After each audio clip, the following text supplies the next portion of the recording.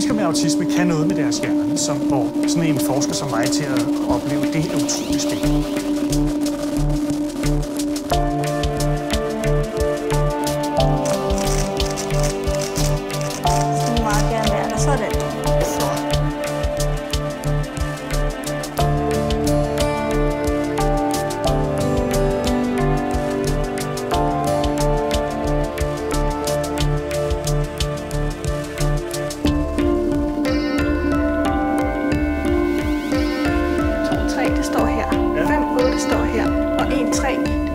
Imponerende.